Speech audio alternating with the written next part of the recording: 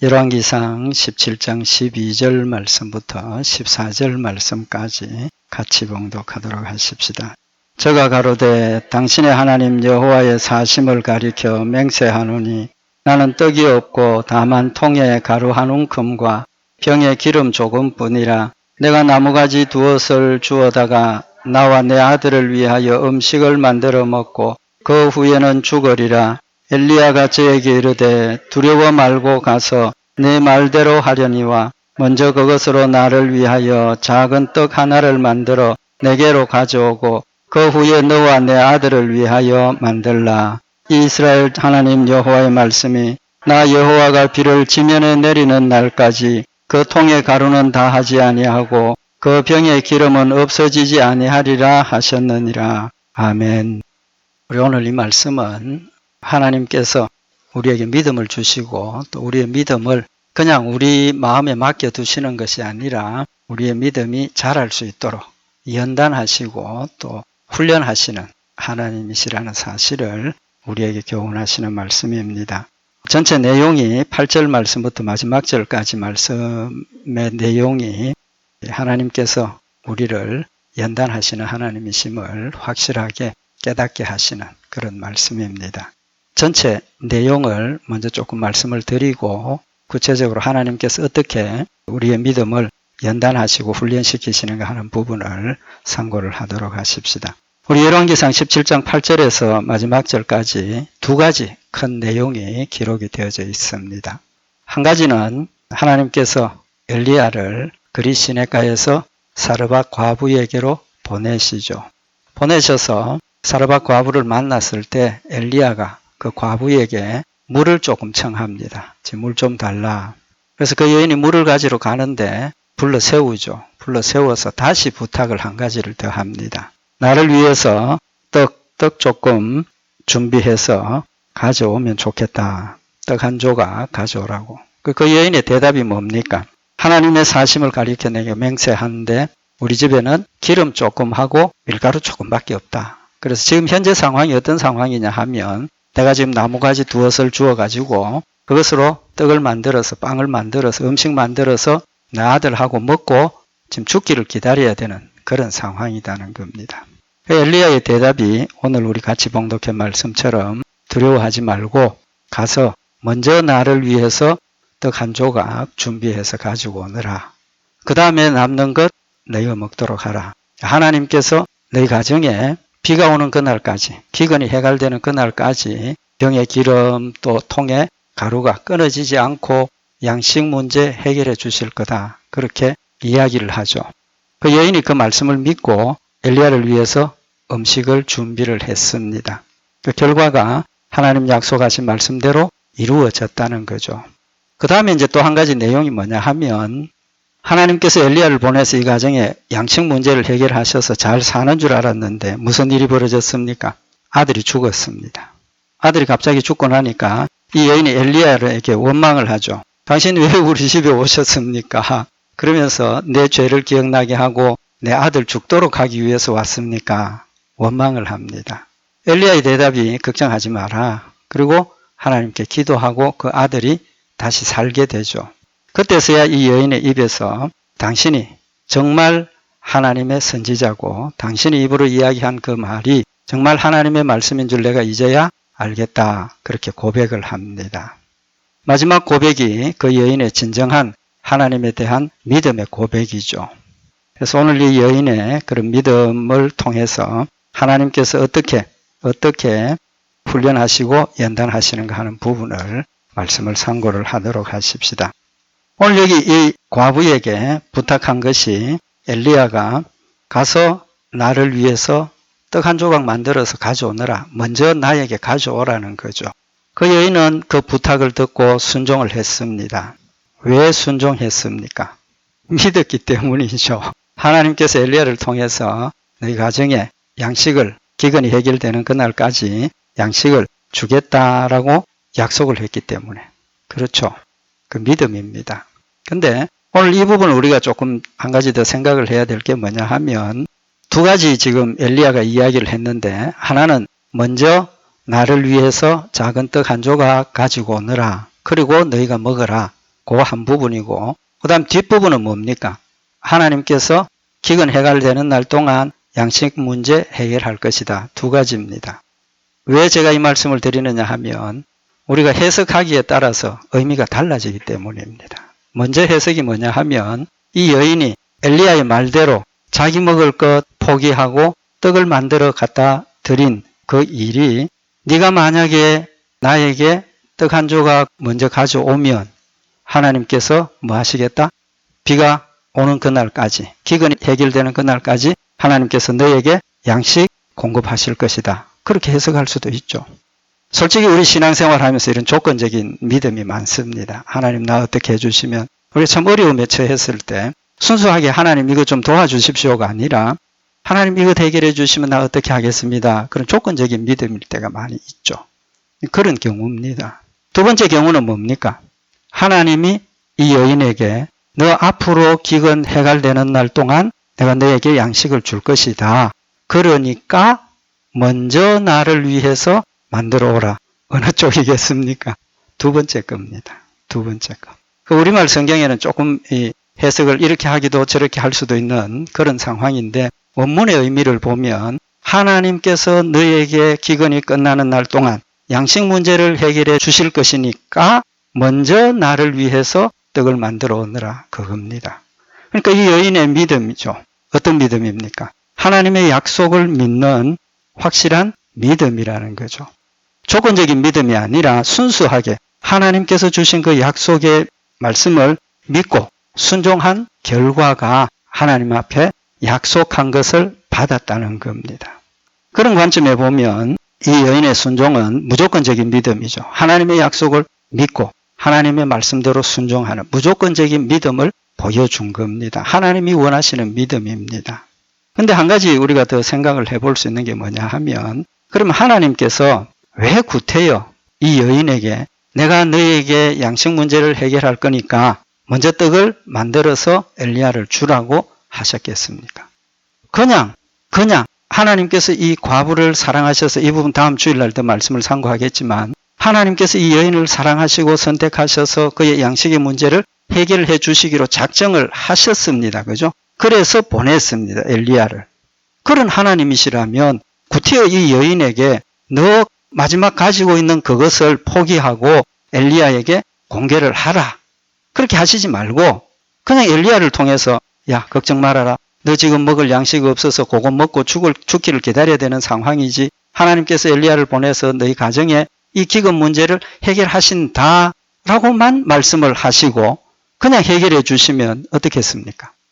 훨씬 더 감격스럽지 않겠습니까? 이 여인의 마음속에 와, 하나님께서 이 많은 이스라엘 백성들 가운데 나를 이렇게 사랑하셔서 엘리야를 보내셔서 우리의 양식 문제를 해결하시는구나. 그런 마음이 들지 않겠습니까? 저는 이 말씀 상고하면서 그런 마음도 가져봤는데, 하나님께서 왜 그렇게 하시지 않고 구태여 먼저 가져오라라고 요구를 하시느냐는 겁니다. 그것은 이 여인의 믿음을 연단하시고 훈련하시기 위한 목적입니다. 하나님 우리에게 약속을 주셨습니다. 그 약속을 믿고 우리는 순종하는 겁니다. 그 순종의 의미가 뭡니까? 하나님 주신 약속을 믿는 믿음의 고백이고 감사의 드림이고 또 우리의 순종으로 하나님을 섬기는 섬김이 되는 겁니다. 오늘 이 여인이 엘리야에게 공개하는 그것은 하나님께서 나에게 약속하신 그것을 믿었으니까 뭐합니까? 앞으로 해주실 거라는 걸 믿으니까 감사가 생기는 거죠. 감사가 생기는 거예요. 그 감사 때문에 하나님 감사합니다. 이렇게 하라 하셨으니까 내가 순종하고 따르겠습니다. 우리가 하나님 앞에 드려지는 우리의 삶의 내용이 전부가 하나님 나를 구원해 주셨고 하나님 나를 천국으로 데려가신다라는 그런 소망 때문에, 그 감사 때문에 순종하는 겁니다. 믿음의 순종이지만 그런 의미가 있다는 거죠. 그래서 하나님께서는 이 여인에게 믿음을 연단하시는 겁니다. 왜 그렇게 해석을 할 수 있느냐 하면, 오늘 이 과부에게 하나님께서 제시한 조건, 너희가 먹기 전에 먼저 엘리야에게 공개하라라고 하신 그 조건, 그걸 순종할 수 있는, 또 그 행동을 따를 수 있는 이유가 무엇입니까? 믿으면 할 수 있는 겁니다. 그죠? 하나님께서 기근 끝날 때까지 양식을 주겠다고 약속하신 그 약속을 믿으면 기쁨으로 순종할 수 있는 겁니다. 그 약속을 못 믿으면 어떻게 됩니까? 아니 이런 경우가 어디 있느냐고. 나 지금 먹고 아들하고 먹고 죽기를 기다려야 되는 요 마지막 끝까지 요구를 하시느냐고. 이렇게 잔인하고 이렇게 무자비한 경우가 어디 있느냐고. 화를 내고 반발하고 믿음은커녕 오히려 하나님에 대한 대적만 일어날 수 있는 그런 상황인 겁니다. 그래서 하나님께서 이 여인에게 요구하시는 그것은 믿음이 아니면 절대로 할 수 없는 겁니다. 그래서 이 여인에게 먼저 믿음으로 순종할 것을 훈련하시고 연단하시는 겁니다. 그럼 이 사르밧 과부의 믿음은 어떤 믿음입니까? 좀 전에도 말씀을 드린 것처럼 약속을 믿는 믿음입니다. 우리의 믿음은 하나님께서 우리에게 주신 약속, 하나님께서 우리에게 주신 성경 말씀을 믿는 믿음이지 그 외의 것은 그 믿음에 포함이 되어서도 안 되고 포함되지도 않는 겁니다. 하나님께서 나를 사랑하신다 하셨고 하나님께서 내가 너를 택했다고 하셨고 하나님께서 나를 천국 데려가신다고 약속하신 그 약속을 믿는 것이고 하나님께서 이렇게 하라라고 하신 그 명령을 믿는 것이지 그 외의 것은 아니라는 겁니다. 하나님 우리에게 원하시는 것은 철저하게 하나님 나에게 주신 그 말씀을 통해서 하나님의 약속이 무엇인가를 명확하게 인식하고 깨닫고 마음에 새겨서 그 약속 때문에 순종하는 것이라는 사실을 교훈을 하시는 겁니다. 두 번째로 이 여인이 순종할 수 있는 그 이유, 믿음인데 어떤 믿음입니까? 이 믿음은 인간적으로 생각하면 절대로 하나님께서 약속하신 약속을 믿을 수 없지 않습니까? 인간적으로 생각을 하면. 왜 그렇습니까?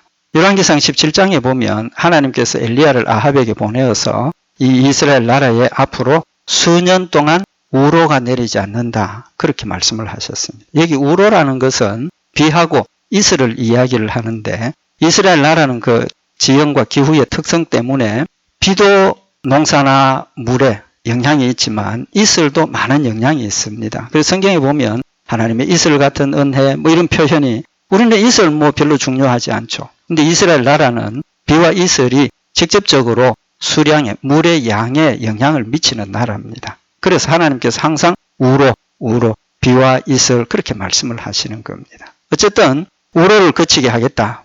기근 준다는 거죠. 얼마 동안? 수년 동안. 기약이 없습니다. 수년 동안. 근데 하나님께서 엘리야를 그렇게 하시고 그리 시내가로 보내셨죠. 그리 시내가에 가서 엘리야가 있는 동안 까마귀를 통해서 하나님께서 그를 먹이셨습니다. 시냇물을 마시고. 근데 시냇물이 말라버렸습니다. 이제 더 이상 물 마실 수 없는 상황이 되어진 거죠. 그래서 하나님께서 이 엘리야를 사르밧 과부에게로 보내시는 겁니다. 그럼 기간이 얼마나 지냈겠습니까? 시냇물이 마를 동안의 기간이다. 우리 그렇게 알 수가 있죠. 뭐 그건 조건에 따라 다르겠지만 최소한 뭐 몇 달, 1년 시간이 걸렸을 겁니다. 그러면 지금 이스라엘 나라의 식량 사정이 어느 정도겠습니까? 굉장히 어려울 거라는 걸 우리가 짐작을 할 수 있죠. 지금과는 다른 세상이지 않습니까?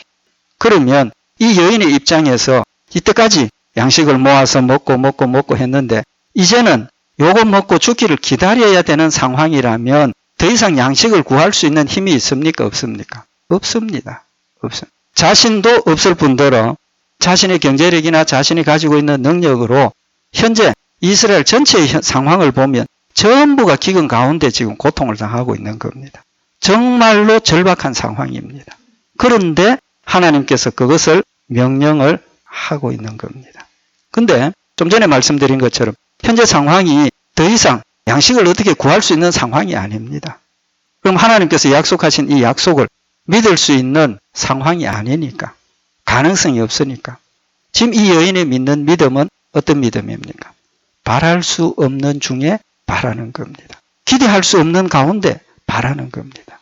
하나님께서 여러분과 저에게 요구하시는 믿음은 우리가 바랄 수 없는 중에 바라는 믿음을 요구를 하시는 겁니다. 천국이 있습니까? 대답이 없습니까? 천국이 있습니까? 있죠. 우리는 그걸 믿습니다. 근데 인간적인 지식이나 경험이나 세상의 어떤 그런 것들을 보면 천국이 있다는 걸 우리가 바랄 수 없지 않습니까? 바랄 수 없습니다.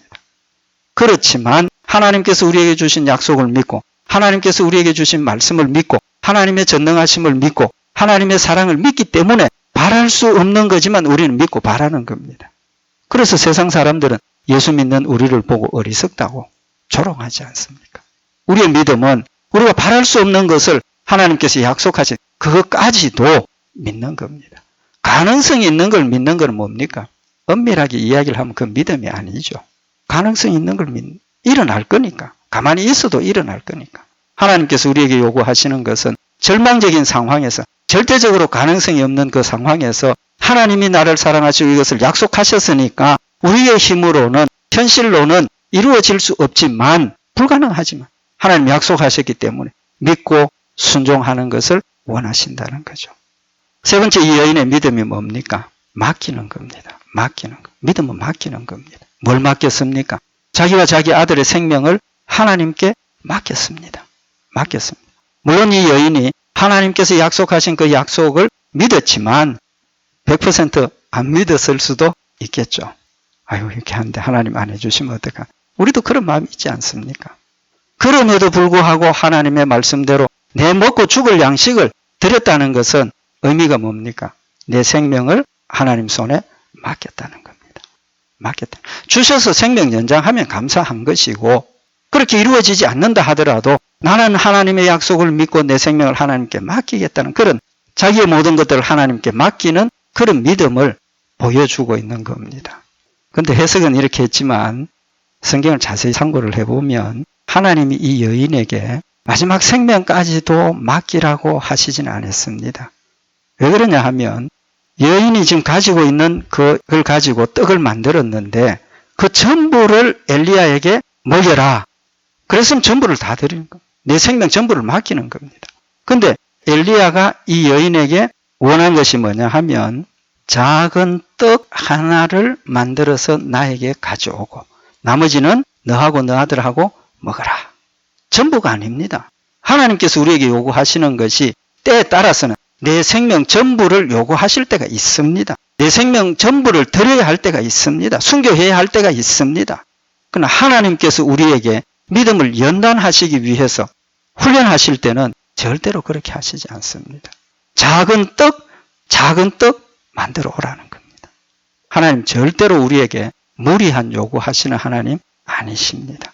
고린도전서 10장 13절에 보면 사람이 감당할 시험 밖에는 너희에게 당한 것이 없나니 오직 하나님은 미쁘사 너희가 감당치 못할 시험 당함을 허락지 아니하시고 시험 당할 즈음에 또한 피할 길을 내사 너희로 능히 감당하게 하시느니라. 하나님께서 이 여인에게 나 지금 먹고 죽을 것밖에 없습니다. 그거 만들어 가지고 조그만한 거 가져오라. 그렇게 말씀하셨지 전부를 다 가져오라. 그렇게 말씀하시지 않았습니다. 왜? 목적이 이 여인의 믿음을 연단하시기 위해서. 그 과정을 통해서 더 나은 한 단계 더 성숙한 믿음을 가지도록 하기 위해서 훈련하시는 일이기 때문에 그렇게 하시는 겁니다. 그런데 솔직히 이 여인에게는 그것이 생명 전부를 맡기는 것 같은 그런 느낌이 들 수 있죠. 하나님 우리의 믿음을 훈련하실 때는 항상 선택에 이쪽을 할 거냐 저쪽을 할 거냐 경계선에 있는 문제를 제기를 하십니다. 무슨 말인지 이해가 되시죠? 할 수도 있고 안 할 수도 있고 딱 그 애매한 지점에서 하나님께서 우리에게 문제를 제시를 합니다. 그런데 그것이 내 생명 전부를 걸어야 하는 내용이 아니라는 겁니다. 믿음으로 보면 얼마든지 할 수 있는 문제를 제시를 하는 겁니다. 하나님은 우리를 사랑하시기 때문에 믿음을 우리를 연단하시는 것이지 절대로 우리를 넘어뜨리고 지옥 보내기 위해서 시험하시는 법은 없습니다.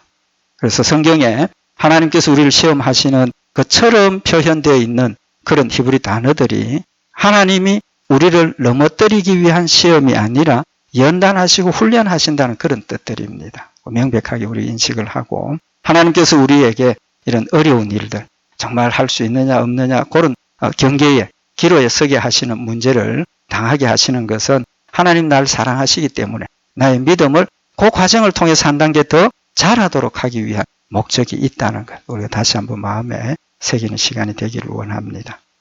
이제 여기까지가 이제 그 여인이 가지는 믿음의 단계였습니다. 그럼 하나님께서 원하시는 믿음은 어떤 믿음입니까? 아들 죽게 한 일을 통해서 하나님께서 이 여인의 믿음을 진정으로 하나님이 원하시는 믿음의 단계로 성장케 하신 겁니다. 오늘 여기 17절에 보면 열왕기상 17장 17절에 보면 이 일 후에 그 집 주모되는 여인의 아들이 병들어 정세가 심히 위중하다가 숨이 끊어진지라. 이 여인의 입장에서는 어떻겠습니까? 엘리야가 찾아와서 하나님께서 양식 주셔서 야 이제는 우리가 편안하게 살 수 있다. 걱정 안 해도 된다 했는데 아들이 갑자기 병들어서 죽었으니까 그 마음이 어떻겠습니까? 그동안 감사하고 기뻐하고 편안하게 있었던 그 마음이 얼마나 상처를 받았겠습니까? 우리 짐작할 수 있을 겁니다. 왜 하나님께서 이 여인에게 그런 문제를 주셨겠습니까? 하나님이 이 여인에게 원하는 믿음이 지금 이 여인이 가지고 있는 믿음보다 한 단계 더 자라야 한다는 겁니다. 뭐냐 하면 이제까지 설명을 했지만 지금 이 여인이 처음 하나님으로부터 받은 믿음의 연단의 문제는 무슨 문제입니까? 육신의 문제입니다. 육신의 문제. 양식의 문제입니다. 먹고 사는 것. 하나님은 우리의 믿음이 육신의 문제에 집착한 믿음이 아니기를 원하시는 겁니다. 우리의 믿음의 초점이 어디에 맞춰져야 하는 겁니까? 천국에 맞춰져야 하는 겁니다. 우리의 영혼의 문제에 맞춰져야 하고 우리의 영적인 문제에 맞춰져야 하고 우리의 소원이 하나님을 사랑하고 섬기고 하나님을 영화롭게 하는 영적인 문제에 초점이 맞춰지기를 원하신다는 사실을 이 여인에게 지금 교훈하시는 겁니다. 이 여인의 아들이 죽고 이 여인이 원망한 내용이 뭡니까? 열왕기상 17장 18절에 보면 여인이 엘리야에게 이르되 하나님의 사람이여 당신이 나로 더불어 무슨 상관이 있기로 나하고 무슨 상관이 있느냐? 난 당신도 몰랐고 뭐 상관도 없는데 왜 이렇게 찾아와 가지고 첫째 이야기하는 게 뭐냐 하면 내 죄를 생각나게 하고 두 번째는 또 내 아들을 죽게 하려고 내게 오셨나이까. 두 가지 이유를 제시를 하는데 하나는 내 죄를 생각나게 하고 두 번째는 내 아들을 죽게 했다. 사실은 이 두 가지 문제는 어디에 초점이 맞춰지는 겁니까? 생명에 대한 겁니다. 물론 아들의 육신의 생명이지만 영적으로는 우리의 영적인 생명과 우리의 죄 문제를 지금 지적을 하고 있는 깨닫게 하신 겁니다. 솔직히 이 여인은 좀 전에도 말씀을 드린 것처럼 육신의 문제를 해결하신 하나님 때문에 은혜, 감사, 기쁨, 순종 그렇게만 생각을 했다가 정작 아들이 죽는 그 순간에 자신에게는 무슨 문제가 생각이 났다는 겁니까? 죄 문제가 생각이 났다는 겁니다. 죄 문제가 생각났어요. 내 죄를 생각나게 하고 아들이 죽는 그 순간에 이때까지 육신에 먹는 양식에 취해서 그것 가지고만 믿음으로 매달리고 감사하고 기뻐하고 그랬는데 아들 죽는 그 순간에 이제는 육신의 문제가 아니라 내 죄 문제가 생각이 나고 깨달아졌다는 겁니다. 오늘 이 여인의 원망은 그냥 왜 아들 죽게 했습니까? 왜 찾아와가지고 내 잘 살고 있는데 차라리 그거 먹고 죽었으면 좋았을 텐데 아들 죽게 해서 내 죄 문제를 생각나게 하는 거냐. 이 여인은 하나님께서 육신의 문제를 해결해 주셔서 감사와 기쁨이 있었지만 정작 하나님이 우리에게 주시는 용서와 구원의 기쁨은 그에게 절박하지 않았다는 겁니다. 절박하지 않았다. 그렇기 때문에 하나님은 그 여인에게 너가 지금 집착하고 너가 지금 기뻐해야 할 이유는 너의 죄 문제가 해결함을 받았고 하나님께서 너를 사랑하셔서 천국 백성으로 삼아주셨고 하늘나라의 산 소망을 너에게 주었다는 이 사실을 마음에 새기고 그것 때문에 육신의 문제도 하나님께 맡기고 그것 때문에 우리의 삶이 기뻐지고 그것 때문에 하나님을 영화롭게 해야 한다는 사실을 깨우쳐 주시는 말씀인 겁니다. 그래서 오늘 여인이 고백하기를 아들이 살아난 후에 열왕기상 17장 24절에 보면 여인이 엘리야에게 이르되 내가 이제야 본인 스스로 깨닫는 겁니다. 이제야 당신은 하나님의 사람이시요 당신의 입에 있는 여호와의 말씀이 진실한 줄 아노라. 이제야 당신은 하나님의 사람이시요 당신의 입에 있는 여호와의 말씀이 진실한 줄 아노라. 두 가지 해석할 수 있지 않습니까? 하나는 이 여인이 그전에는 이 아들 죽고 살아나기 전에는 어떤 마음이 있다는 겁니다. 엘리야가 진짜 하나님의 사람인가 아닌가 의심이 있었다는 거죠. 또 엘리야가 전한 이 말, 다시 말하면 비가 올 때까지 너희 집에 양식 문제 끊어지지 않을 거다라고 했던 그 말을 뭐 했다는 겁니까? 의심이 있었다는 겁니다. 의심이 있었다. 믿음이 불완전한 겁니다. 우리 믿음이 그런 겁니다. 그렇지만 이 일을 당하고 보니까 정말 당신은 하나님이 보낸 사람이고 약속이 하나님의 말씀이고 내가 이제는 하나님의 약속의 말씀을 믿고 정말로 기뻐하고 감사하면서 순종하며 살겠다. 그런 고백이기도 하죠. 또 한 가지는 뭡니까? 이제까지는 자신의 죄 문제를 깨닫지 못했는데 죄 문제 깨닫고 나니까 정말 당신이 하나님의 사람이라는 사실을 깨닫고 나니까 하나님께서 약속하신 내가 진정한 천국 백성이 되었고 나도 천국 간다라는 믿음을 이제는 가졌다라는 고백이기도 하다는 겁니다. 하나님이 우리에게 원하시는 믿음은, 우리를 연단하시는 목적은 우리의 믿음이 출발이 육신의 문제를 가지고 하나님을 찾고 따르게 되어 있지만 그 길을 넘어서 하나님께서 약속하신 하늘나라의 산 소망을 가지고 하나님의 말씀을 순종하고 이 땅에서의 삶을 살아야 한다는 사실을 우리에게 교훈하시는 말씀인 겁니다. 잠언 17장 3절에 보면 도가니는 은을, 풀무는 금을 연단하거니와 여호와는 마음을 연단하시느니라. 하나님께서는 우리의 마음을 연단하십니다. 우리가 어렵고 힘들 때, 절망적인 상황에서 우리의 육신만 연단하시는 것이 아니라 때로 그것 때문에 우리의 육신은 더 연약해지고 고달파지고 힘들어지지만 그것 때문에 뭐가 연단을 받는다는 겁니까? 우리의 마음을 연단하신 하나님이시라는 겁니다. 마음이 곧 믿음입니다.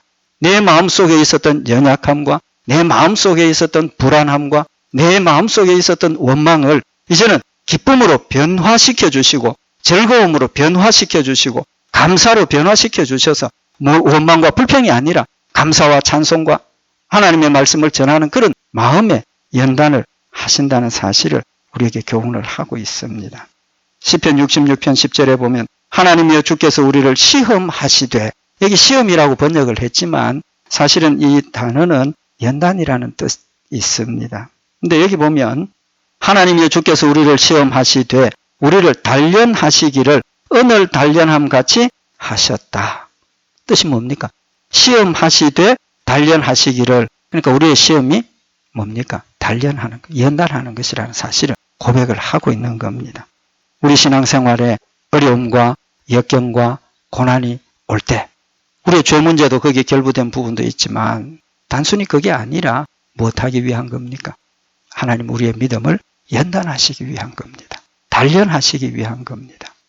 욥이 그 많은 고난 가운데 고백한 것이 욥기 23장 10절에 보면 나의 가는 길을 오직 그가 아시나니 그가 나를 단련하신 후에 내가 정금같이 나오리라.